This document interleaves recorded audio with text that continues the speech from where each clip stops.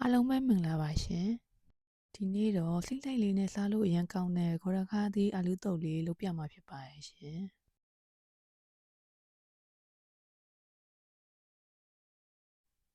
ပါဝင်ပစ္စည်းလေးတွေကတော့ခေါ်ရခါးသီးအာလူး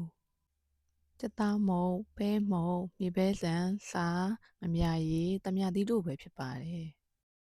လှိချက်ရှက်ရန်အတွက်အိုးထဲကိုစီထည့်ပါမယ်လှိပူလာပြီဆိုရင်စံနှွေးမုတ်လေးအနည်းငယ်ထည့်လိုက်ပါမယ်ပြီးရင်ကြက်သွန်ဖြူကြက်သွန်နီလေးထည့်ပြီးမှုန်ပေးလိုက်ပါမယ်ကြက်သွန်ဖြူကြက်သွန်နီလေးတွေမှုေးပြီးရဲလာတဲ့အထိကြော်ပေးရမှာဖြစ်ပါတယ်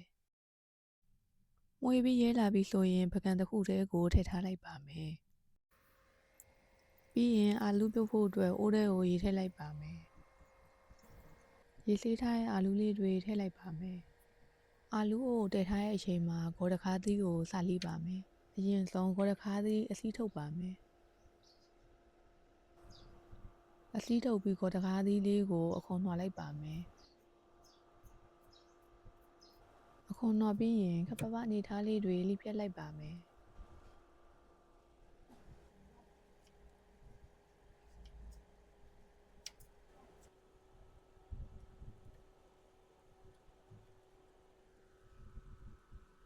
ခုနပြုတ်ထားတဲ့အာလူးလေးတွေကျက်သွားပြီဆိုရင်အိုးထဲမှာဆယ်ထားလိုက်ပါ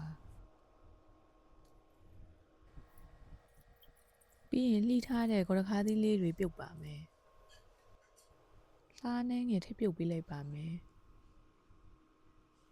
ကျက်ပြီဆိုရင်ဂေါ်ရခါးသီးလေးတွေကိုဆယ်ပြီးရေစစ်ထားလိုက်ပါမယ်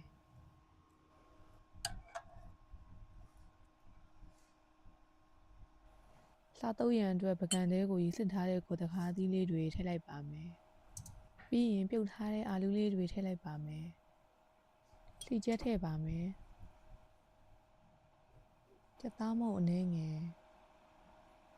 စားအနည်းငယ်ပဲမုန့်အနည်းငယ်ထောင်းထားတဲ့မြေပဲဆန်မမြရည်အနည်းငယ်တမြသီးနှစ်စိတ်တို့ကိုထည့်လိုက်ပါမယ်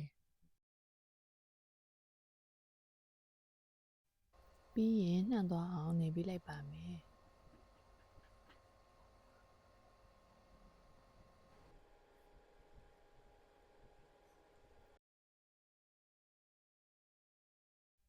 ဒါဆိုရင်လှိမ့်လှိမ့်လေးနဲ့အရန်စားလို့ကောင်းတဲ့ဂေါ်ရခါးသီးအာလူးတုပ်လေးရပါပြီရှင်